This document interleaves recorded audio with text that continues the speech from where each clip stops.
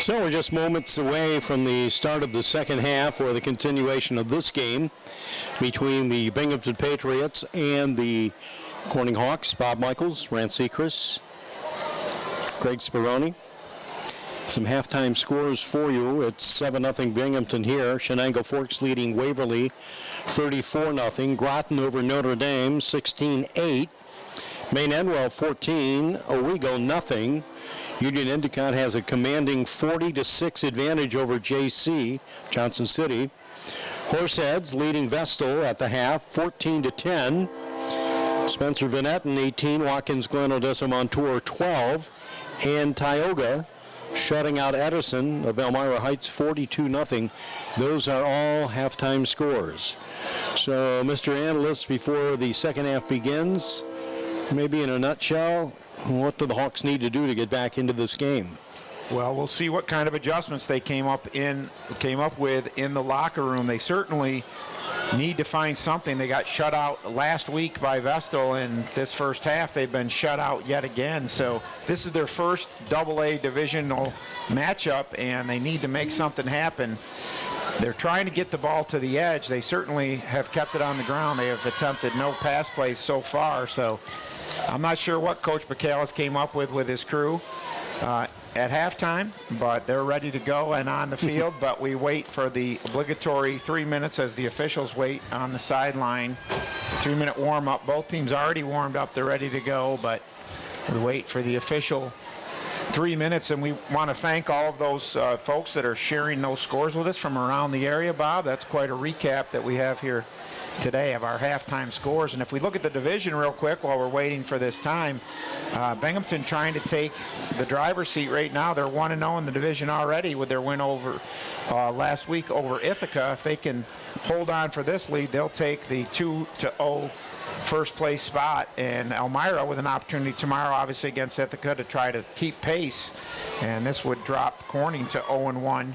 But they've got another half of football to go, and they're trying to make sure that that does not happen. So as we wait for the last minute to run off the clock and start this half, we'll see what comes up. Binghamton was out of the locker room very quickly, and actually many of the players stayed on the field. Looked like the linemen went in with their line coach, so they divided up by position on the offense and came up with what they need to do in the second half, and they're ready to go. And here come the officials. I guess we're about ready to begin.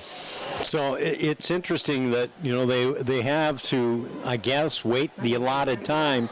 But what about times of inclement weather? You still wait that allotted time? Well, apparently they're going with the NIFSA guidelines for the state. So, you know, they've got their directions, and they're going to follow them to the T and make sure that it happens. So they're going to tee it up. Corning deferred in the first half, so they're going to get it first here in the second half. Hawks did have 5 first downs in the first half, so they had some productive drives. Let's see what they can do here. All right, it is Austin Becker-Harris with the kick. Fielded at the 22-yard line. Ball returned by Rodriguez to the 35-yard line of Corning. And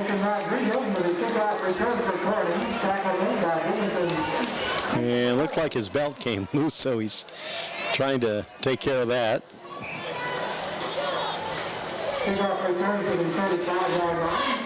What's he saying the old timers used to have? He got a little bit of a hitch in his get along. All right, players coming back on field. David Rowe didn't call his name much in the first half. Also joined by his quarterback, Kean Collins. I want to say hello to Kean's grandfather, Harvey Miller, in Florida. Harvey, I hope the weather is as decent there as it is here.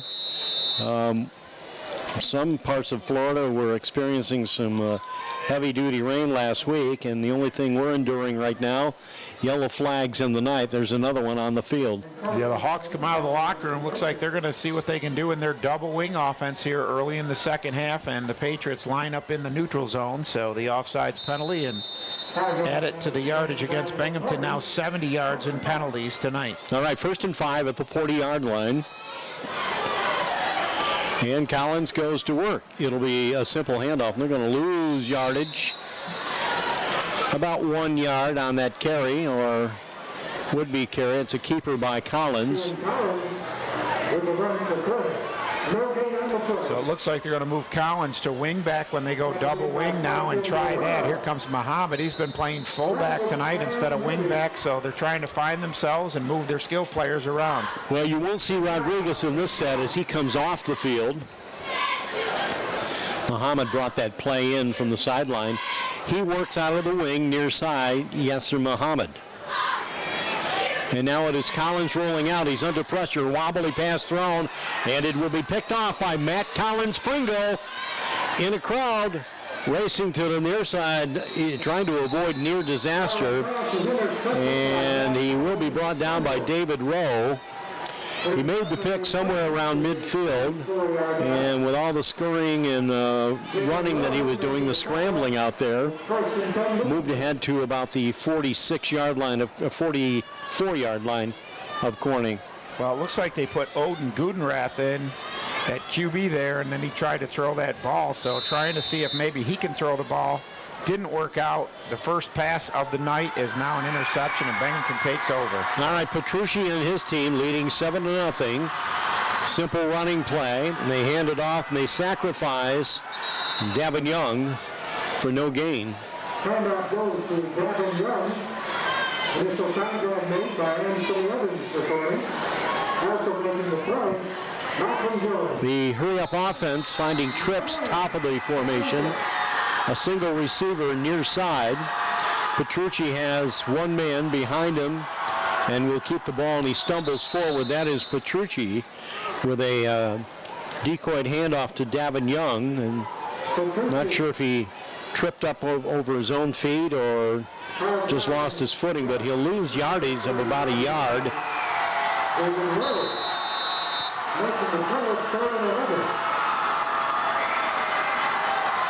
All that cheering you hear is coming from the stadium proper. We're sitting up top over the roof. There's a pick. Jason Rodriguez, 40, east of the 30, the 20, the 15, and down at the 10-yard line. And a flag on the Corning side of the field near their own 40-yard line. So we'll wait and see what that signal is. And Rodriguez with a great break on the ball, just picked that ball and took it right up the left sideline. Petrucci with a great hustle to take a pursuit angle and get to Rodriguez, but all that is in question right at the moment as the officials discuss. Well, they're holding their conference in Binghamton territory on the far side of the field near the 40-yard line.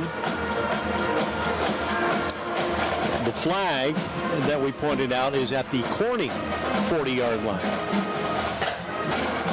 So long distance communication, and that run is going to come back. Block in the back, Corning. So the interception will count, but there will be a penalty on Corning. They now have 55 yards in penalties, but Binghamton unable to take advantage of their interception, and they give it right back to the Hawks. Here we go, under 10 minutes to go, 7-0, Patriots leading.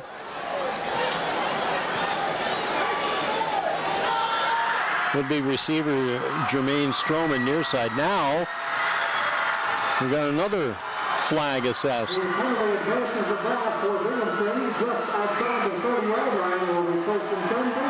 Well, I'm really confused now about the penalty because Binghamton apparently is going to keep possession, and their penalty is going to be against the Hawks. Rolling out, that was a first down, and there's a ball that's almost picked again by Rodriguez. The receiver with an out pattern was Jaquan Pinckney, and Rodriguez got his hand in the cookie jar, disrupted it, and it went off for not an incompleted pass. So apparently, and I apologize to our viewers and our listeners, we got a little confused here. Apparently, the Hawks had a penalty before the interception, so the Patriots have a first down, now 2nd and 10. All right, again, Forkner, handoff He's to the 25 and inside to about the 23-yard line. And he quickly resumes and sets up in the fullback position as Pinckney a little slowly looking for some instructions from the Binghamton sideline. Second down, make that third down, and about 3. From the shotgun formation. Looking to the sideline and almost picked off this time by Yasir Muhammad. Stepped in front of the pass near the 20-yard line, and it brings up 4th down. Yeah, so a nice play there by Muhammad. So defensively, Rodriguez and Muhammad doing a great job getting a break on the ball and reading where Petrucci wants to go with it. This is a big 4th down for the Hawks defense. Well, there will be no field goal attempt this time around by Becker Harris. Petrucci doing a lot of head bobbing there for a moment. Here's a flag. I think they might have drawn a Corning player offsides.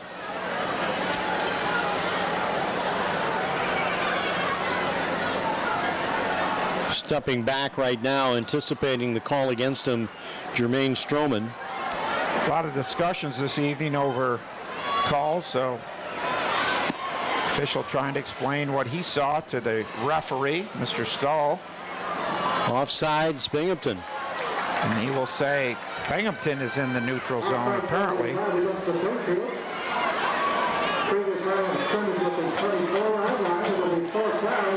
that is a huge penalty against Binghamton.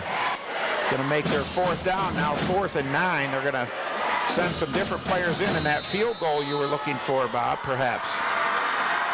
Austin Becker Harris is back. They're going to spot the ball at the 36-yard line. He came up short from 55 earlier. And he won't get this one. It's going to be fielded by Rodriguez. And he's going to race. He had a crowd gathering after him. Stops for a moment, reverses, cuts to the middle of the field, still running, and finally will be wrapped up at the 35-yard line by Matt Fiato.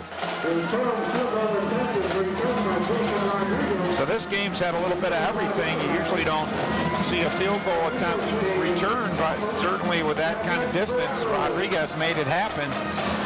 Talking about scrambling, I mean, that was the prime ingredient right out there by Rodriguez, but he puts Corning in good setup position at the 35-yard line. And now Collins bringing the play in from the sideline after chatting with head coach George McAllis. I want to thank Mike Ramil of Binghamton and Coach McAllis for sharing a few minutes of their time to talk football and their perspective of the game tonight. Here we go. We got a man in motion. Collins keeps it. He's going to race with the ball. Reverses his direction and will draw a crowd. He's like a magnet. And will stop at the 40-yard line. So about a 5-yard pickup for Kean Collins, calling his own number. So let's call it 2nd down and 5 at the Corning 40-yard line. Hawks trailing in the game by a score of 7-0. So Binghamton consistently staying in their 5-2 or 5-3 look here defensively, depending on the offensive set, and Corning out of the huddle.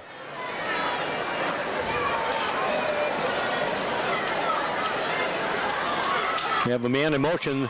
Ball bounces, fortunately, in Corning's advantage, off the turf and up into the hands of Yasir Muhammad. And he falls on it at the 42.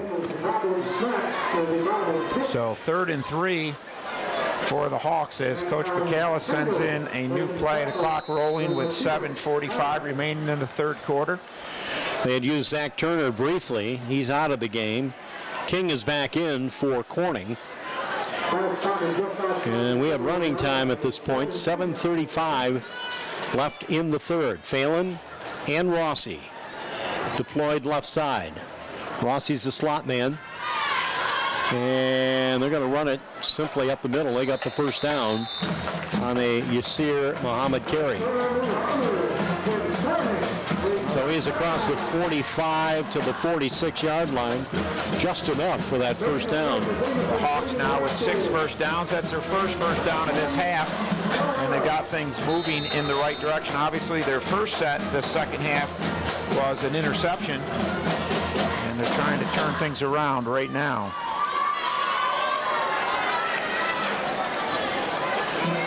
Fallon and Rossi again. Sounds like a law firm, doesn't it? Or a carbonated beverage. Here we go. Keeper by Collins. Collins will be stopped. A solo tackle by Matt Collins-Pringle.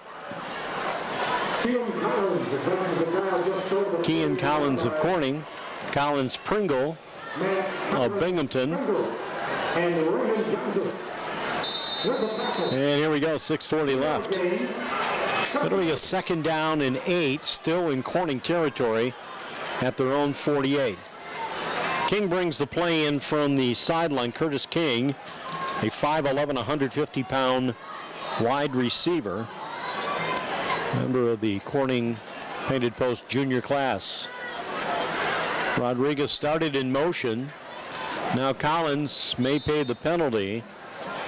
And I think, quite honestly, King was expecting a pitch out on the left side, which never happened, and maybe Collins sensed that, you know, there wasn't enough daylight to kind of execute it. Yeah, he was going pretty hard, a lot of penetration on the interior, and then he found an alley, but there was no room there as well. So very tough yards for Collins tonight. 11 carries for 51 yards, struggling to get those big runs off today. They want to give credit to Greg Speroni keeping those statistics right there in front of you, fans. Running time, scores, and all of that. Well, there's been only one score in the game so far, 7-0 Binghamton. Hawks trying to get something going. And again, they struggle finally getting into Binghamton territory. I think they drop them right around the 49-yard line. And that's Collins again on the keeper. But it brings up 4th down. Corning has not been able to solve that Binghamton defense tonight. So Brerens will drop back for the punt, and deep for Binghamton is Davin Young. He backpedals to about the 15-yard line. Also joined by teammate Collins-Pringle. Here's the kick. Bounding down at the 28-yard line, still rolling, staying in bounds, and will be down close to the 15-yard line of Binghamton. Well, on the sideline, we've told you in previous weeks about the injuries that have been incurred by many of the Corning players. One young man who has got his summer football gear on, but no pads, and that is Zach Jameson, who has a cast on his right arm. Broken arm in game number 1. Yeah, that's unfortunate for an athlete to get ready for a season and go down that early. Here comes Binghamton. They'll run it. Trying to find the hole on the right side. Hawks have an answer there defensively as the stop was made by Logan Buck Adams. Once again, running play and still more room and a little extra adrenaline out there for Eric Fortner. Stopped close to the 30-yard line. So we'll give him 11 on that play. So start to get back where he was in the first half. He's been carrying the load for the Patriots on the ground. 12 carries now for 67. Seth Boho covering Maine Endwell and Owego at the Spartan Complex. Another running play by Fortner, and it's just a little bit shy.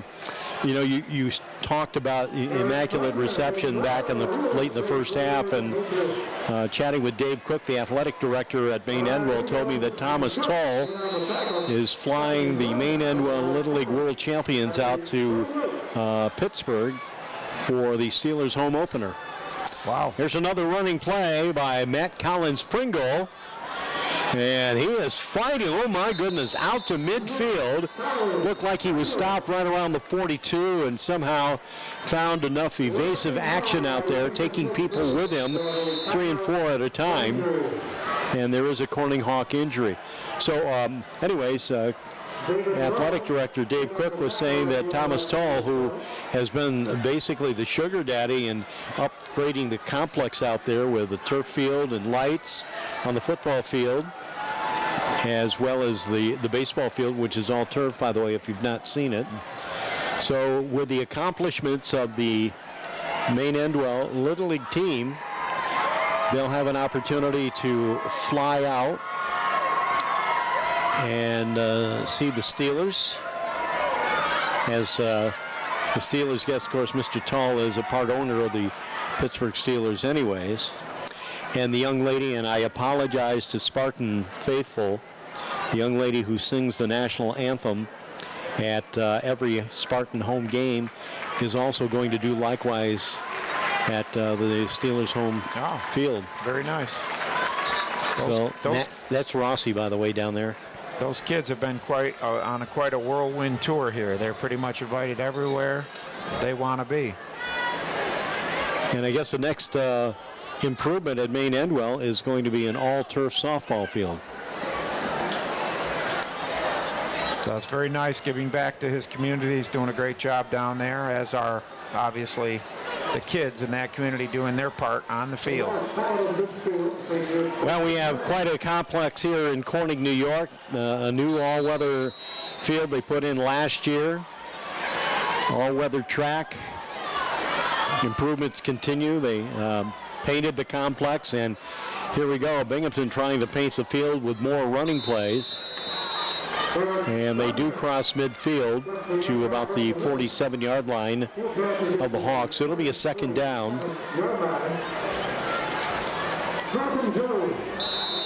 So Binghamton running a lot of tempo in the first half. They're staying in their pistol shotgun set, but they are taking a little bit more time, starting to use that clock a little bit with the lead. Eric Forkner again, fullback, takes the handoff, runs into a wall, no gain. A number of people getting up, and one of the last is David Rowe. Last year we called his name numerous times, and we've done so far this campaign. We have a trio of players deployed to the near side as wideouts, one single receiver to the far side, and again from the shotgun formation. Petrucci in the pocket. Now he will race out. There is a flag. He'll continue to run. Players will stay with him to bring him down. So we're going to wait for the call to stop made by Jacob McKendrick. At least that was the way I saw it from this angle. And there's an injured Corning player once more, this time lying on the turf right around the 45-yard line of Binghamton. Yeah, and that play obviously is not going to count, as it's going to come back on the hold, but at the moment we focus on the injured player. I want to again remind you of our sponsors in this game, and one of which is Simmons Rockwell Auto Dealerships in Hornell, Bath, Big Flats, and Horseheads, reminding you to shop their new and pre-owned inventory online at simmons-rockwell.com. Well, tomorrow our schedule will find us with a live broadcast from Elmira. Ithaca will be in town for a 1:30 kickoff. Next Friday, Rance, Greg, and I will be back here in Corning as the Shenango Valley Warriors will meet the Corning Hawks for a 7 o'clock Friday game. That's right here on RLM Sports. In Rance, we've got a coin flip in terms of the Saturday game of September 24. It could be Union Endicott at Elmira or Johnson City at Horseheads, and I would kind of think the UE Elmira game would probably be marquee. Well, it appears as though JC is struggling just a little bit, so that may be the case. One more shout out for our sponsors today from WVLM, Appliance Services Unlimited. Reminding you that if you have a major problem with your washer, your dryer, your fridge, or oven, just call the crew at ASU. And I'm going to assume that you know how to turn your washer on, right? Yeah, I'm pretty good at that. Okay. Actually, Bob, I do my own stuff, so I've been trained well. And there's certainly nothing wrong with that. So the good news as far as the injured player is concerned for Corning, he is up and he is walking under his own power. That's Mike DiNardo. Yeah, good to see him able to get to the sideline with very little assistance, as Binghamton now is going to face a 3rd and long following that penalty. We want to thank Coach Steele for the updates from Johnson City. It's 47-6 UE, and Johnson City just got their first down of the game on a penalty. So struggle right now for the Wildcats. All right, here we go. Finally, after the lengthy injury timeout, hopefully Mike DiNardo will be okay. And John Petrucci and the Binghamton Patriots looking to continue to keep things okay. That's an incompleted pass to the diving Gavin Young on the far sideline. It'll bring up 4th down.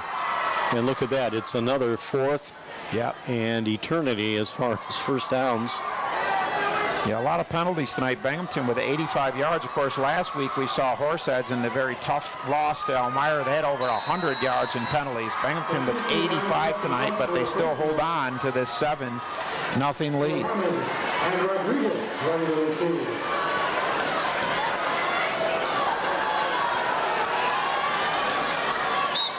Well, got an update from Seth Poho covering the Maine Endwell game. The Spartans lead Owego 14-7. Well, there's a punt, and it will go out of bounds. So it looks like Corney's going to take over at their own 39-yard line with just under 2 minutes remaining here in the 3rd quarter. They're down by 7. And they need to get something going offensively. They do have 6 first downs, 5 in the first half, 1 so far here in the second half, but they threw an interception on their first possession this half and had to punt after 5 offensive plays in the last set. So we'll see if they come out in their spread or double wing. All right, ready again. Hawks moving left to right. King in motion. There's a nice lazy pass thrown. And your pick in terms of who your receiver might be, I believe Jason Rodriguez was the primary receiver, and that was thrown well over his head. Phelan being the other receiver, and that was nowhere near him. Here's an update. Shenango Forks leading Waverly 41-14. Spencer Vannetten over Watkins Glen at the end of the 3rd, 26-18. And Sayre leading Shenango Valley 37-0. Oh, look out. Massive double team as Collins got flattened there by Sam Matty, 6'1", 238-pound defensive player. And flatten would be the appropriate word there because he just had quick penetration. Collins with absolutely no chance. Just got an update in, speaking of scores, from the Horseheads Vestal game. Vestal just scored, and they now have a 16-14 lead over Horseheads.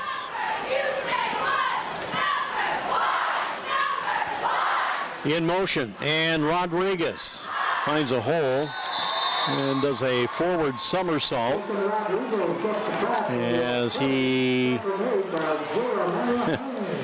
and the Hawks will have to get the wall up again. It's 4th and about 12. And we're winding down the 3rd quarter in less than a minute to play. So Coach Ramil talked about his defense has been consistent their first 2 weeks, and here in week 3 they're not disappointing yet again. They are doing a good job shutting down the Hawks. All right, Collins Pringle, one of the deep backs for the punt. It angles to near him and out of bounds. Somewhere near, I'm going to say the 35-yard line, and that's a guess because we really didn't have the angle there, but it was in flight when it went out of play. Well, how about the 36-yard line?